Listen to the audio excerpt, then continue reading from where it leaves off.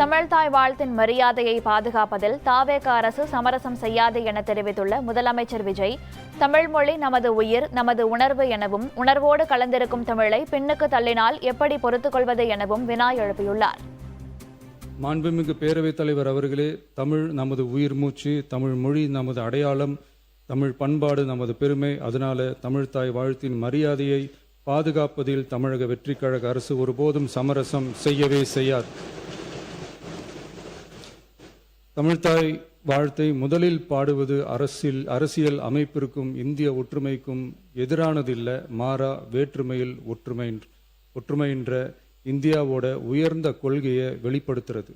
மேலும் தமிழ்தாய் வாழ்த்தை முதல்ல பாடணும்னு சொல்றது அரசியல் சம்பந்தமான விவாதமா மாறணுங்கிற அவசியமே இல்லை. இது தமிழர்களின் பொது அடையாளம்.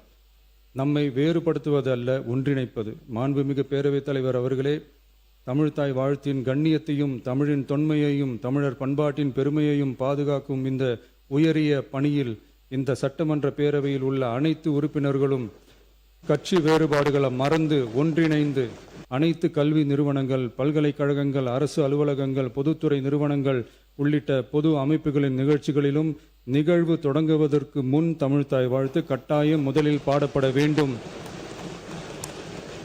என தமிழ்நாடு சட்டமன்ற பேரவை ஏகமனதாக தீர்மானிக்கிறது என்ற தீர்மானத்தை நான் முன்மொழிகிறேன். அனைத்து கட்சிகளை சார்ந்த உறுப்பினர்களும் இந்த தீர்மானத்தை ஒருமனதாக நிறைவேற்றி தர வேண்டுகிறேன்.